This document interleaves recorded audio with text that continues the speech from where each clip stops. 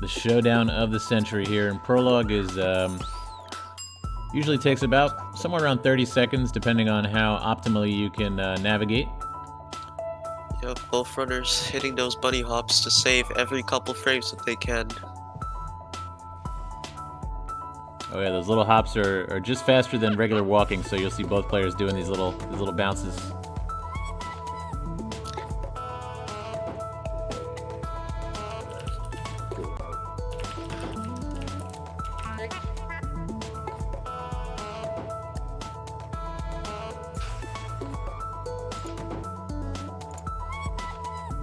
Okay, easy stuff. That's prologue down. Let's get to the postcard screen, and we'll get into Forsaken City.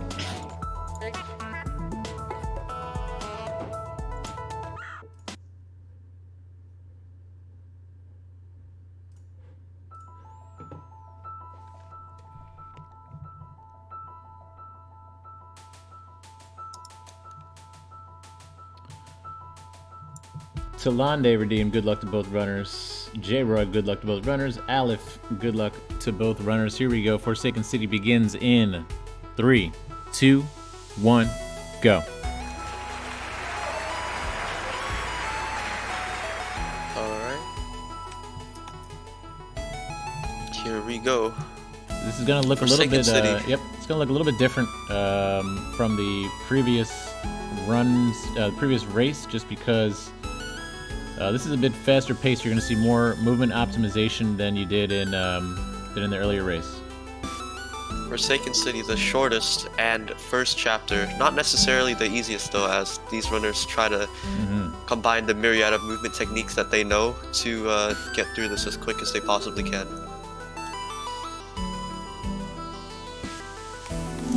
Yeah, you're going to see a lot more advanced movements from both of these runners, meaning you won't see too many just regular kind of casual jumps and runs. It's mostly going to be a combination of wall jumps whenever possible, extended hypers and ultras, and all these advanced movement mechanics.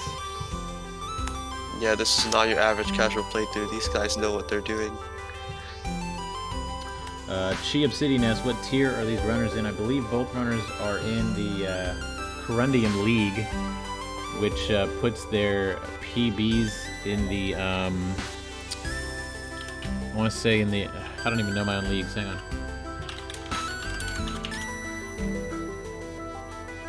Alright, neat little spike jump coming from Markers. Geo failing the corner jump right at the end there. Quite a tough trick, that one.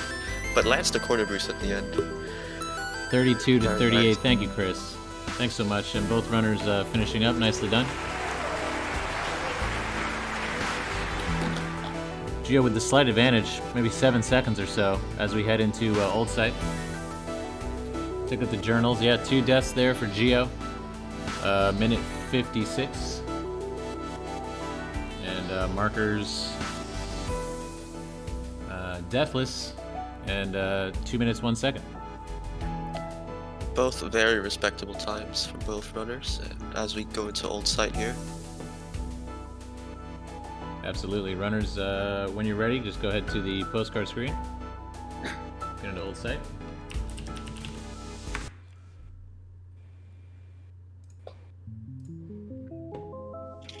I love the vibe in Old Site. Yeah, it's pretty neat, isn't it? Such a good vibe.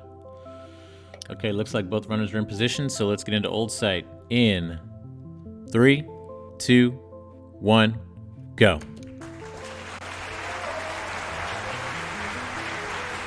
Alright, as we head into Old Site here, we're gonna be seeing a new mechanic which is unique to this chapter, which is what I like to call the Dream Blocks, or some like to call the Space Jelly. You dash into it, you zoom right through it. A very fun mechanic in my opinion. Oh yeah, I enjoy it too. These are, I think, yeah, I think they're actually called Dream Blocks, right? But people have their own nicknames for them. Yeah, Markers, and I think Geo now going for a very neat trick where you dash into a little pocket up to the left of a dream block. Cutscene skips have this feature where they warp you to where they want you to be, but they don't warp you up and down. They only warp you left and right. So if you dash into that little pocket there, you actually warp into the dream block, and it saves a little bit of time dashing up. Yeah, not a huge time save, but it's pretty easy to do, and it's worth doing, because if you get it wrong, you're normally not going to lose a lot of time. So it's one of those speedrun strats it's, you know, you might as well. Why not? Low risk, low reward. Low risk, yeah, exactly. And A neat little trick. Neat little trick you see these runners doing. You actually learn this in the B side of Old Site, where you can jump out of these dream blocks. Gives you a little height boost and a speed boost, and helps you quite a bit during these levels. It just maintains your speed. Ooh, very close there. Markers and Geo now synced up onto the final screen of the battle and chase section here. Dropping through the dev intended shortcut. And there's a few different ways to capture these keys at the bottom, and you can see a lot of runners do these keys in different orders, and both of these runners doing them in different orders as well. We're heading up to the final checkpoint of Old Site here. It's a checkpoint where you don't really die, but you can still lose a bunch of time anyway, as it really puts your movement to the test as you try to navigate these nooks and crannies and try not to get stuck. Yeah, the name of the game here is getting speed and keeping speed, and any mistake just kills your momentum, and it's tough to get back, so you want to try and keep it going as much as possible. Geodoc, I know, has been practicing some of these strats. Wow, he's able to show us some real speed.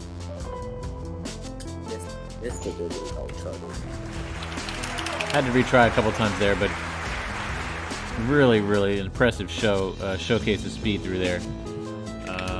So let's see what the journals tell us.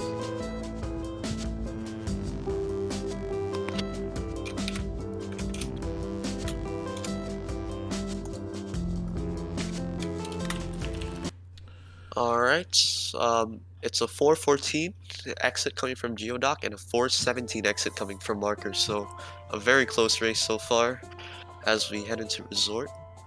One of the more challenging chapters of the run. Resort is where the run truly starts. Really long chapter. Yeah, let's see how it goes. Runners, when you're ready, go ahead to the postcard screens. We'll count it down. Hey, Allie, welcome in.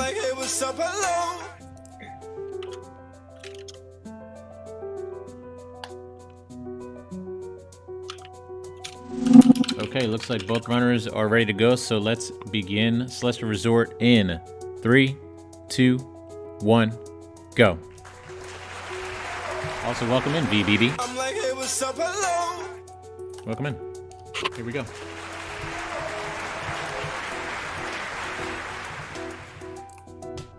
Resort's one of those chapters which really test your consistency as cycles come into play. You really have to be able to execute these runes perfectly, or else the strats just aren't going to work. Yeah, very well said. It's again, with these cycles, they're on I guess a universal timer. I don't know if that's actually accurate, like terminology, but basically they're always the same. They're always on the same pattern as long as you have just entered the room. Things change if you make a mistake and you die. You go into what's referred to as a death cycle, which means things are a little bit different. It's not exactly the same timing as you had when you came into the room. So players are going to have to be prepared for that and be ready to adjust for that. And we see Geo here struggling with this first, actually pretty difficult first room of Resort. Yeah, definitely one of the harder rooms of Resort. Yeah, it's something I like to mention because you really have to appreciate the fact that they're pretty much memorizing each room, and they also have almost always have 2 strats for each room just in case they mess up. Yep. Yep, very true. And Markers with the early lead here, playing really clean, really smooth, and Geo struggling a bit to find his rhythm.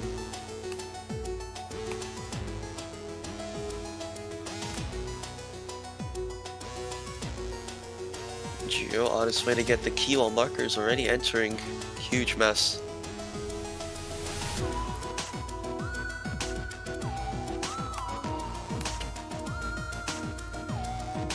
This screen is tricky to navigate, even though there's no danger. It's just really awkward to kind of make your way around this massive screen of clutter, and trying to do it quickly is tricky. Yeah, in this section here, you meet our old friend Oshiro, and he passive-aggressively asks us to clean up his hotel for him. And I've mentioned this before, but I'd just like to take the time to appreciate the masterful game design where you can pick between one of three paths, and you can do them in each order, but it changes the way that the platforming turns out each time.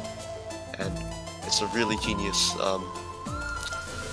take on the platforming units. Yeah, really interesting, and I didn't even know that until I'd beaten the game casually, and maybe probably started speedrunning is when I found out. But yeah, depending on which path you take, completely changes the layouts of the remaining two sections. So pretty cool. Speedrunners, of course, all do the same routing because it's fast, and that's you'll see them going to the bottom section first, top section second, and middle section last. Once again, mentioned before though, in different categories we take different paths, and once again, that's what makes Celeste so interesting as a speed game. Yeah, very true. We're pretty much showcasing any percent category today and in the Moonberry Cup, but there are a bunch of categories. What are some of the more popular categories, Enigmatic? Geodoc saying 202 there. But any percent definitely the most popular category. But alongside any percent, we have all red berries, where of course you collect all the red berries. You have true ending, where you play chapter 9 from a fresh save file, and a ton of other fun categories, which I believe more people should check out after they reach their goal of 80%. Yeah, I think it's like a natural progression. If you once you play any percent long enough, you just kind of inevitably start running some of the other categories. Yeah. Equally or subjectively more interesting to watch than 80%. But yeah, Celeste is just a fascinating speed game. Entering elevator shaft here, where we'll see our old friend the Demo Dash, as mentioned before. Yeah, this is the one that Jazzy was attempting, and unfortunately had to bail on. You're seeing Markers gonna attempt it now. It's a pixel precise trick, and which is fairly affected by subpixels, where Madeline dashes sideways with a crouching hitbox, allowing her to pass through a seemingly solid wall of dust bunnies or meatballs. Markers struggling a bit here. Very precise trick. Geo landing at first try though. Wow. It's gonna put him in the lead. Wow, that setup was immediate as well, and that's Geodoc was gonna go for another one there, where it's a reverse into a yeah, the flex demo coming in from Geo. Wow. Yeah, a bit of a more obscure demo dash, but so you can see just like that how quickly things can change here. Really, first try demo dash, putting Geo now in the lead after being behind quite a bit, and Markers now making his way to the roof to face off with Oshiro. Geo popping off. Some very tight platforming, and as I've said, Resort tests your consistency, but especially this section, it's two cycles stacked on top of each other. We have Oshiro and the meatballs, and so just very tiny mistakes can really cost you an entire room. Yeah, absolutely.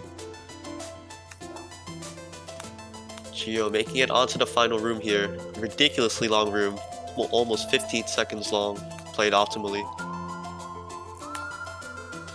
It's weird to think that 15 seconds is a long time, but in Celeste, any percent speedrunning, it's a long time, especially at this level. Strats these days are trying to save just mere frames. Geo with a very respectable resort finish of 621, with Markers following close behind. Nicely done. GG. That's Resort.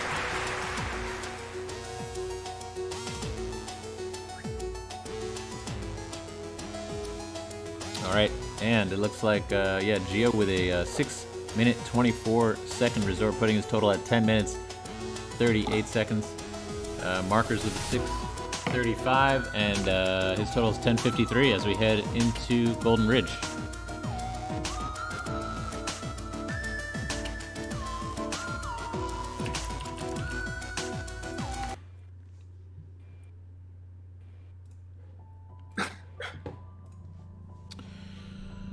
Really good stuff so far.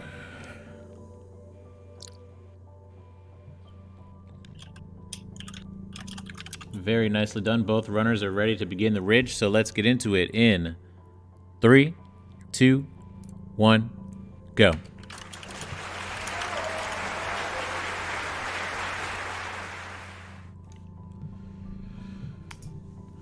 And once again, as we mentioned earlier, Golden Ridge is casually one of the harder levels because of this wind mechanic, but it also introduces a bunch of new elements. These clouds, and the clouds, the wind, the bubbles. Introduces these bubbles. What else? Auto scroller blocks. Golden Ridge are very short but very technically dense chapter. Almost every single screen has a major strategy. Yeah, especially at this level, you're gonna see all of them. I'd like to explain what they did right there before the granny cutscene. Actually, Geodoc doing a strat there. So is Markers called Archie, lovingly named after a bird, where you enter the bubble in a crouch state, and that pushes the bubble up 2 pixels, allowing you to do just a tiny bit more with the bubble. In that case. Yeah, Geo struggling a bit here to finish up the screen. There we go. And you saw Markers just do a little spike jump here. You're probably going to see Geo do it as well. Small optimization where you can just jump off the corner just below that spike. Boost yourself up. Yeah, if you're moving away from the spikes, you don't die from it. So we use that mechanic in interesting ways. And Geo here too, showing wow, a really fast way to get through that screen. Anytime going bottom you have pass, Geo. Oh, wow. Bottom flex. Yeah, I interrupted myself earlier, but I'd like to explain what an ultra dash is, and Sure. as it becomes pretty prominent later on in the run and in this chapter as well. Diagonal downright dashes have this property where it changes your momentum. So unlike other dashes, which reset your momentum after you dash, it actually adds onto your speed. So if you land after doing a diagonal downright dash, after already having a lot of momentum, as you can see on Marker's screen here, he's about to skip this auto scroller with a very well timed ultra. Very nicely done. Yeah, well executed there. And yeah, it allows you to gain absurd amounts of speeds, and it's very prominent later on in the run. Yeah, Geo up to that same point here, and you can see whenever possible. Also, like moving blocks, a bunch of different kinds of moving blocks can affect your speed in a positive way. So you'll see a lot of strats involving dashing or ultraing or moving off of these, using the momentum these moving blocks are giving you to kind of multiply your speed. Okay, both players now into the cliff face, the final section. Yeah, as I mentioned before, ultra dash is being utilized in this section of the run, just fighting against the wind. Ooh, Geo almost getting a really quick strat there. Wow. Geo getting the snowball cycle as well. Dude, this cliff face is absolutely amazing for Geo, but Marker is also having a very respectable cliff face as well. Yeah, these runners are neck and neck right now as they head into the final screen at the exact same time. It's almost as if they aren't affected by the wind at all.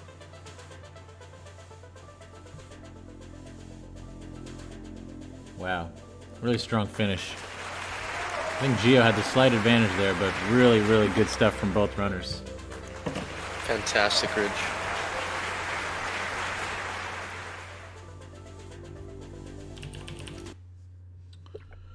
Okay, let's see what the journals tell us.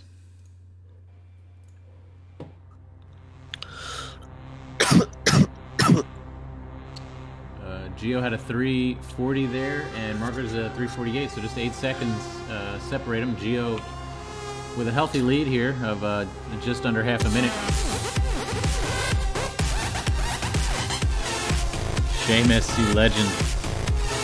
Thanks for bringing Ali into the inner circle, my friend. Okay, here we go. When the players are ready, let's get to the postcard screens. We'll head into Mirror Temple. I think we're going to be seeing a couple of B-sides here, aren't we? 550.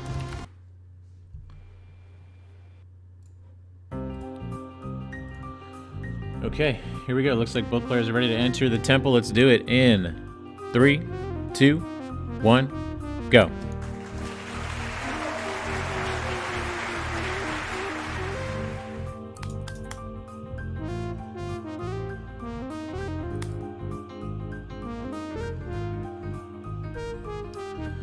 All right, temple is my favorite level. Just a really cool vibe, but also really fun to play. You're going to see the first skip here.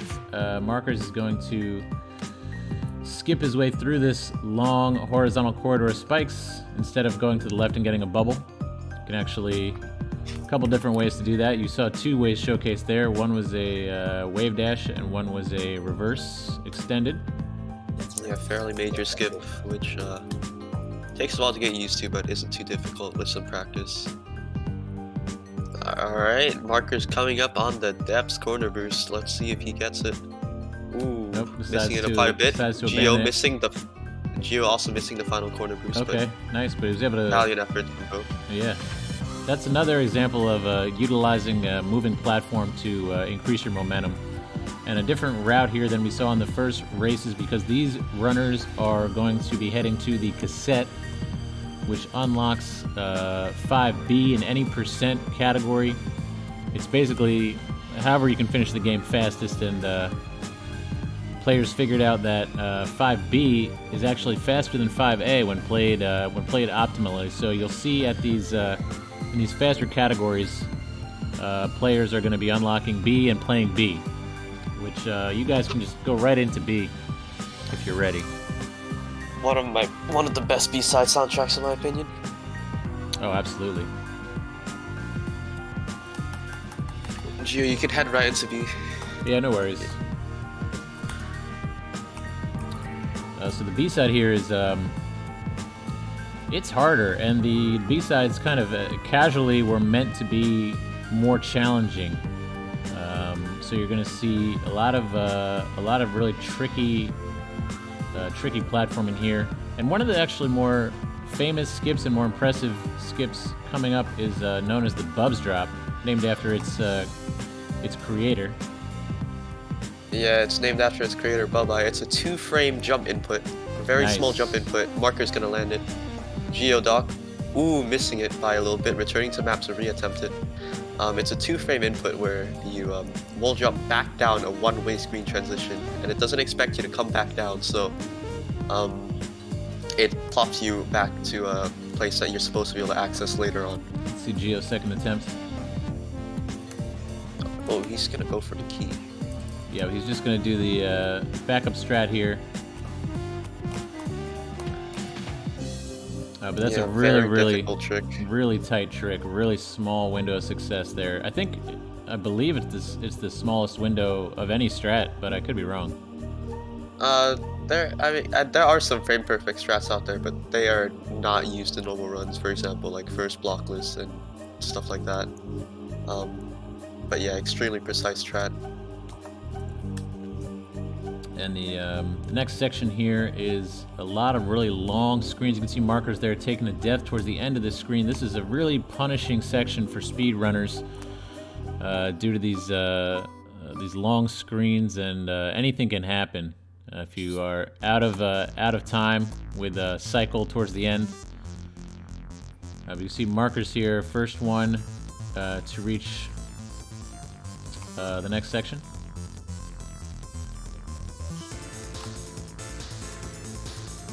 falling room that Markers is on, one of the more difficult rooms in this chapter, to be honest. Yeah, it really is. It can be very punishing. Geo getting a really bad, really unlucky death there Ooh. at the end. That last dash up through those spikes is very sweaty. Markers. Yeah, messing up Markers the strat struggling a bit here Can you too, save though. it? Yeah. No, cannot.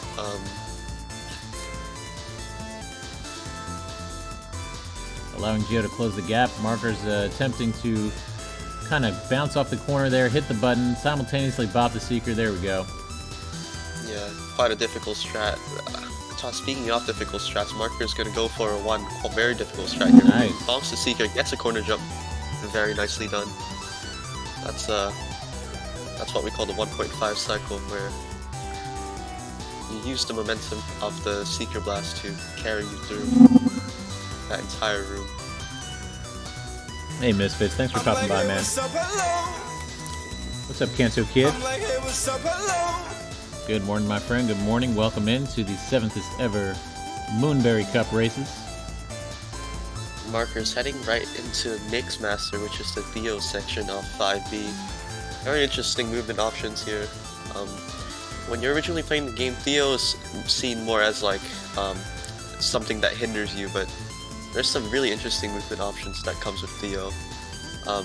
As you might be able to see in Geo very soon, called Theo Ultras, where Theo actually cancels your dash state, allowing you to get an ultra dash. There it is. From like not being high up.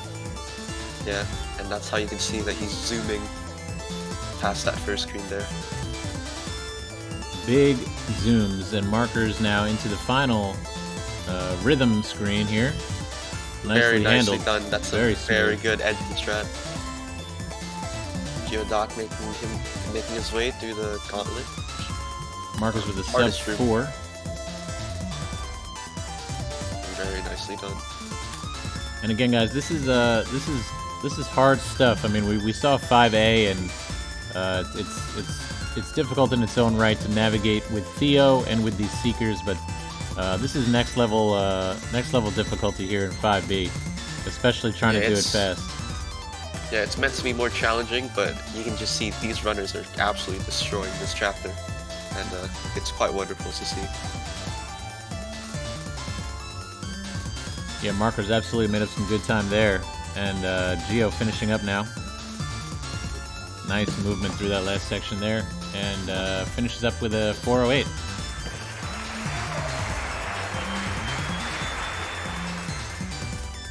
By the way, if you guys haven't already, you should watch 5A being done quickly. It's very cool to see. All right, we got a 2018 for Markers and a 2026 for Geo. So the gap is closed now, under 10 seconds, only 8 seconds or so, as we head into Reflexion.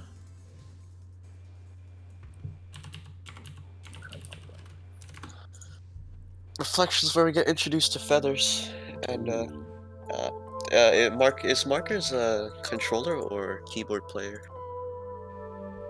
I think both controller. I know Geo plays on keyboard. Yeah. Oh, Geo plays keyboard? Oh, okay. Well, we'll see soon as they head into Reflection.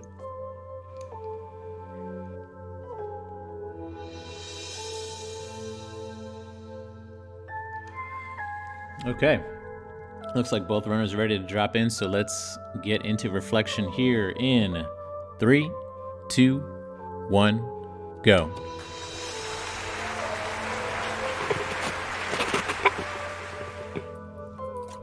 What are your thoughts on Reflection as a whole, Enigmatic? Well, first of all, it's starting to get pretty late into the run. This is where the nerves could start setting in if you're on PB pace. Yep. And with all these new mechanics that are getting added, the Kevin blocks, the feathers, the bumpers, and both Geo and Markers going for a very precise escape here. It's called late skip. Both of them getting it first try. That's a 2-pixel window where you wall bounce off the wall behind those spikes and skip that Absolutely entire section. insane, and that is the definition of a flex strat in my book. The reason being it's really hard, number one. It doesn't save that much time, number two. And unless you're at the very, very top level speedrunner, it's probably not worth to do it. But one of the things that makes speedrunning great and fun is the ability to learn these strats and show them off, and both these runners showing us how it's done. Alright, making our way into hollows. This checkpoint has branching brooms, branching paths, where our runners will be able to pick their paths. I think they're both going to go the same path. That's considered the most optimal. Marker's getting a very nice super wall bounce off of there, propelling himself through that entire screen.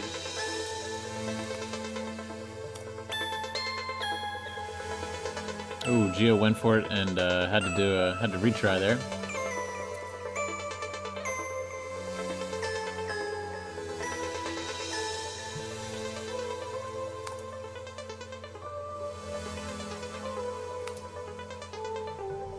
There we go. Both players now running smoothly. Oop, little misstep from Geo Markers. got a very nice ultra strat there. Big speed. Yeah, there with these Geo. Kevin blocks, you can get an enormous boost from them, and chaining ultra dashes along with those, you can get absurd amount of speed. Yeah, you're gonna see example of that speed later on as we enter the Battlein fight.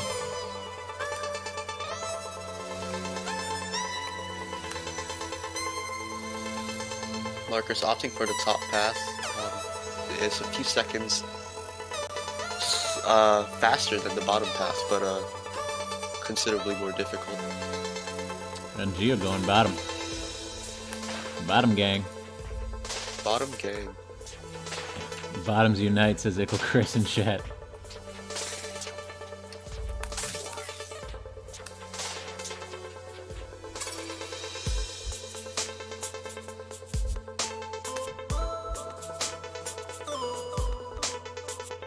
Okay, Marker's now making his way to long vertical screen with multiple paths and some secret shortcuts. Yeah, aligning himself by grabbing onto the wall there, and then opting for the checkpoint. Ooh, missing Bit of death there, but that's why you take the checkpoint path, because death doesn't send you all the way back to the beginning. Marker's getting stuck here trying to make it through this narrow passage, and Geo closes the gap there. Nicely done into this sketchy water section. Geo about to attempt the Battlein boost, where you get a double boost off this Kevin block by bunny hopping off of it, propelling yourself into the Battlein fight, and ooh, he gets stuck in that corner there, but makes it most of the way. Let's see Marker's attempt. Yep, nice big very speed nice boost there. Yep.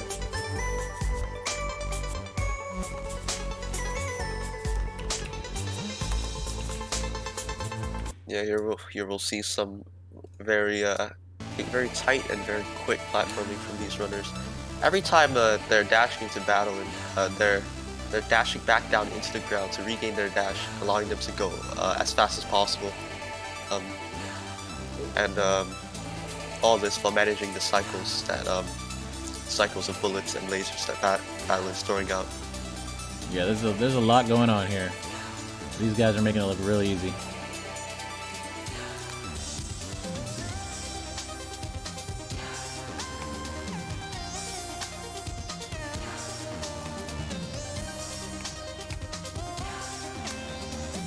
This is this fight section is a lot of people's favorite to watch speedrun and to play speedrunning. It's really well designed and really fun to play.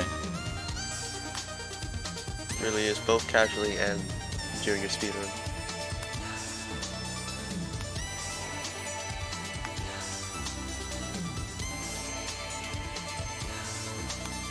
Markers going for the bottom pass, trying to feather him, ditching it because he can't seem to land it. Quite a tight strat, that one.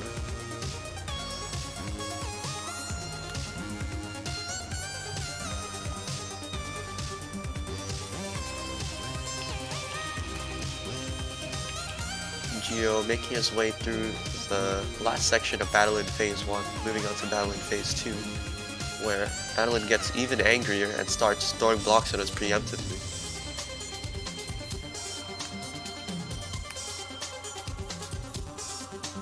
April Chris agrees, best part of the game to run.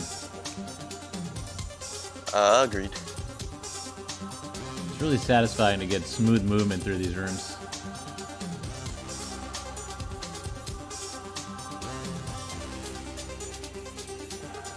Geo having a very good battle in section. Playing very smooth. Markers now into Phase 2.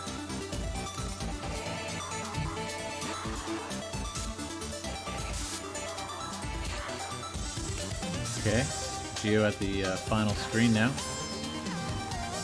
of the battle and fight.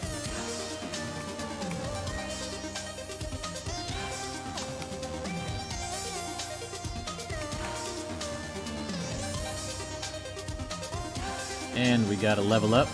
This is the only power up in the game, I guess you can call it. You get a second dash.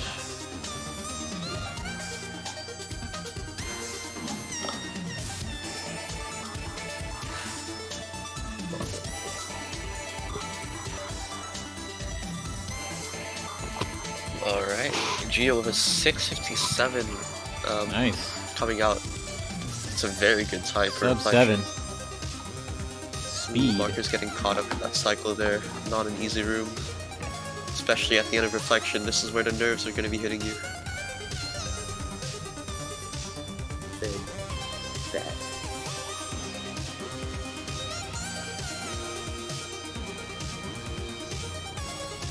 Okay.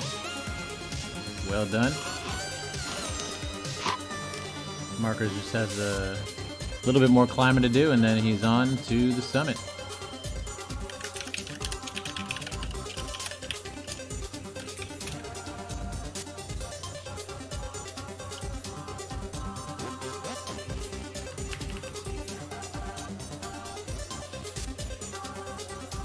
And that's going to be a 7:59.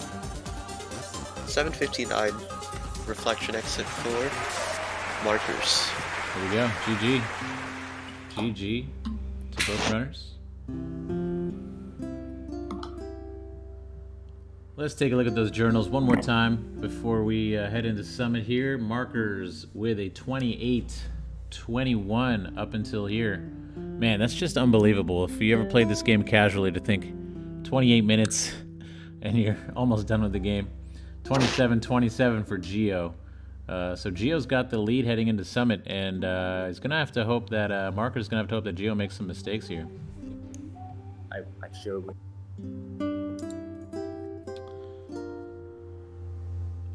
So again, there's no postcard screen for Summit. So let's just, whenever you guys are ready, take your time. If you need a break, please take it. And when you are ready, just get to the climb. I think it's climb screen. And then I'll do the countdown. We'll get into Summit.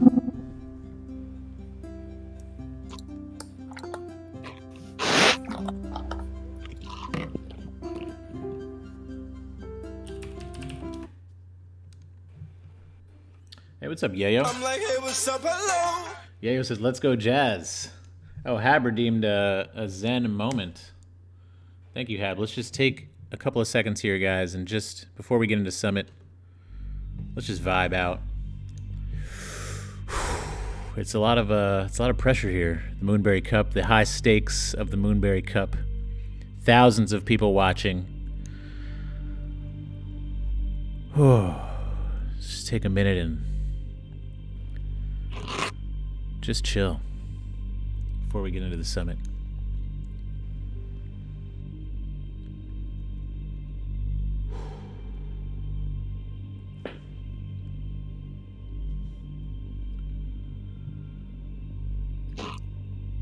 There we go. Zen moment achieved. think we're ready now. I think now we're really ready.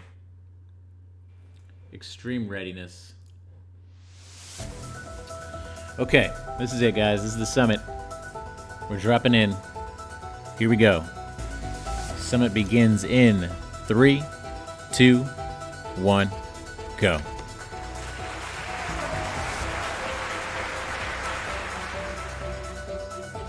Talonday sends energy. Draco sends energy. Good luck to both runners.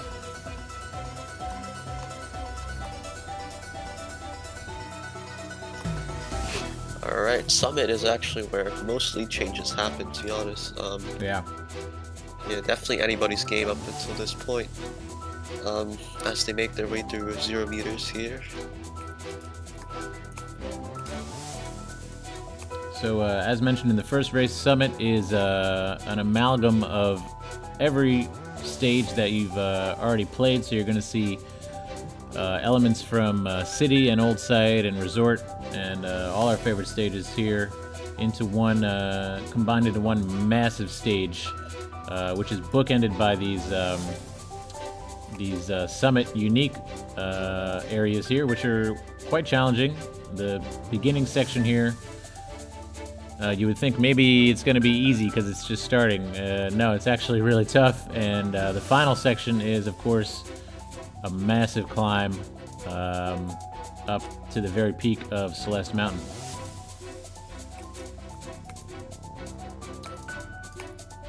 Nice little skip on the first room there, done by both runners, where you won't bounce off the first traffic block, which skips the room entirely. Yep, and markers here to the 3 key room. A few different ways to complete that. Yeah, Geodoc showing one of the faster strats where you won't bounce off that wall there.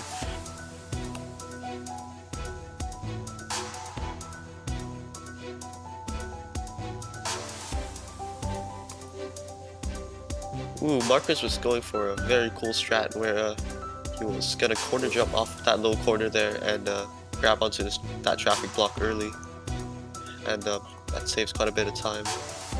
I'm not sure if Geo landed it. His stream lagged a bit for me.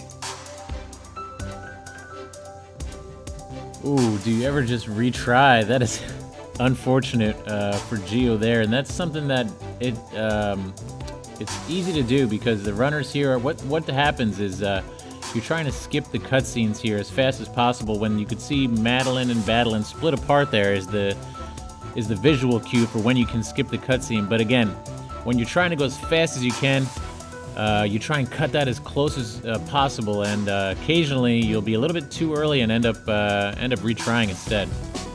Yeah, more common than you think.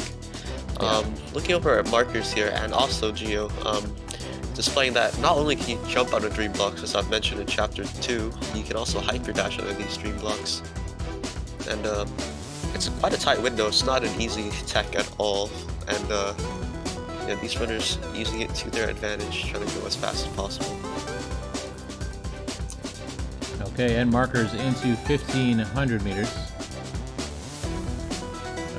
Really challenging section, but really satisfying when you learn how to run it and you get a really smooth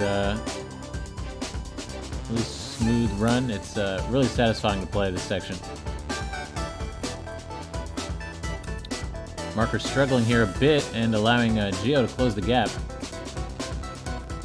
Yeah, when you get a good pace at a 1.5k, you know you're gaming. Mm-hmm. Also, it's just something about momentum when you're playing this game in general. Just playing clean and playing good, you tend to keep that going, and then if you make a mistake, it kind of throws you off, and it has the ability to like just get in your head, and you lose your rhythm, and it kind of multiplies itself. So you have to be able to recover from those. Yeah, really test your mental fortitude. Geo making his way through one of the longer and more challenging routes of this chapter. Both players now pretty even.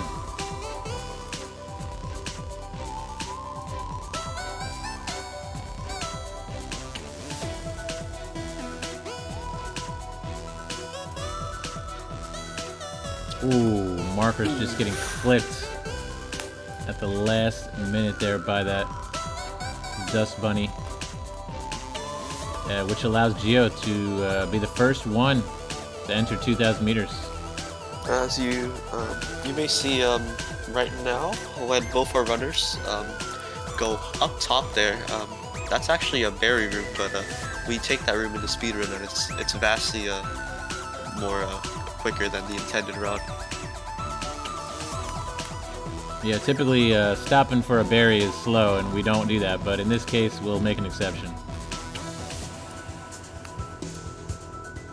Alright, now some tricky rooms here. Markers showing how it's done, and Geo as well, making quick work of these long rooms with the snowballs. And we're seeing two separate strats here. Markers going blockless, and Geo going completely blockless.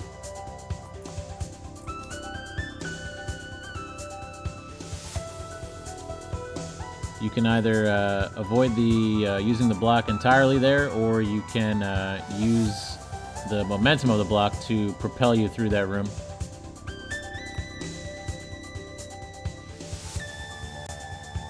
Both strats on display here.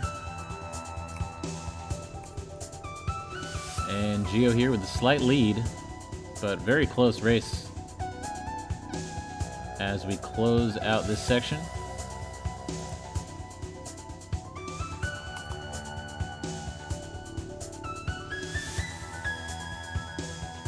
Yeah, as we head into 2.5k meters, we have some notable strats in this section. Namely the confusingly named key skip, even though you don't really skip the key. Oh, nice wall jump optimization there from Geo. That was cool.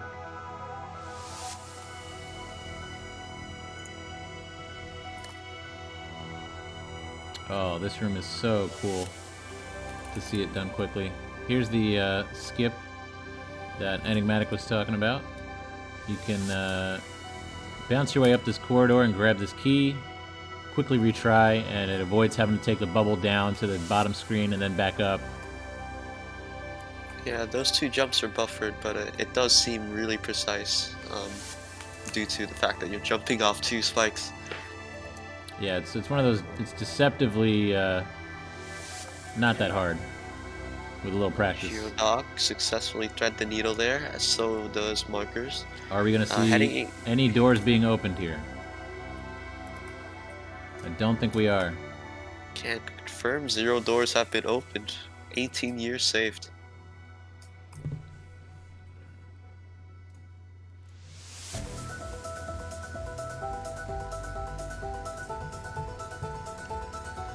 Okay, both players now making their way. Looks like Markers is first. Ooh, Geo taking a costly death there. Just stepped on a spike, and Markers now at 3,000 meters. A lot of wall jumps in 3,000 meters, right, Enigmatic? Yeah, mainly because as you're up on the summit, you're at the very top, you're trying to go up, and what's the fastest way to go up? Wall bounces. That's it, now Markers into the downdraft section. Wind is pushing really hard against the players in this area. I am a downdraft gang, represent. Downdraft is better than updraft. Downdraft is fast and exciting. Updraft is slow and floaty. Slow and floaty.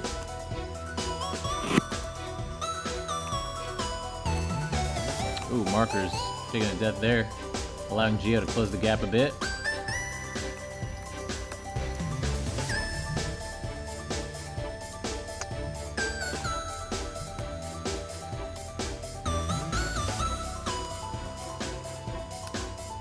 Geo is going for a very tight corner boost, or I'm not sure if that's a corner boost or the bunny hop strat, but it involves jumping off of spikes, so it's pretty precise.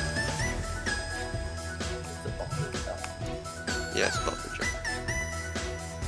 Yeah, if much like how when you move away from the spikes you don't die, if winds push you to the spike, you also don't die. So yeah, Matt Thorson's been pretty nice regarding how spikes works. Yeah, overall he's been really generous for as much as people say this game is challenging, and it is a challenging platformer casually. Matt and the team have put a lot of thought into making it accessible, and a lot of things that you don't really think about, like coyote time and zero gravity at the top of the jump, stuff like that. Yeah, Matt, they put up a Twitter thread of like all the interesting platforming game design things that they added into Celeste to make the game more forgiving to the player. Yeah, that was a great post, and I recommend anybody track it down on Twitter and check it out. It's really cool to see how much thought and care went into this game, and into most games, into good games anyway. It's crazy to think that something like that, if he hadn't included it, the impact it would have had on the game, success, and yeah. Yeah, Celeste is hard, but it feels great to play.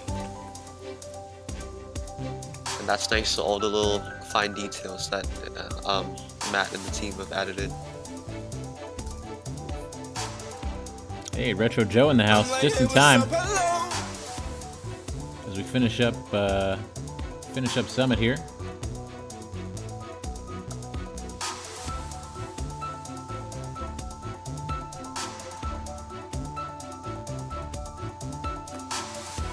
Looks like it's going to be a sub 40, hopefully, as Markers is on the final flag. Yep. Both runners trying to finish off. Geo, slightly behind on the Summit finish, but there we go. GG. GG to both runners. 39.31 for Markers. 38.50 for Geodoc. Wow. That's some big speed. Geo gonna say hi to the birds? Nope.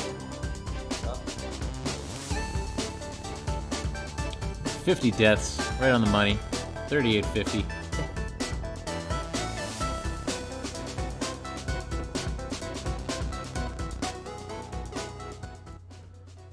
Bring this music down a little bit. Okay. Good run, guys.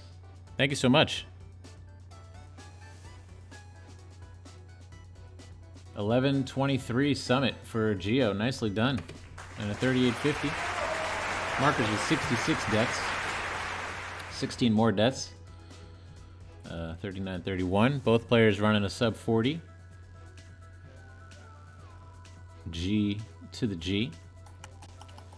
Shoutouts to both these runners. Thanks so much for being here. Shoutouts to Enigmatic for being my co-commentator for this race. I appreciate you popping in, man. no problem. It's my pleasure.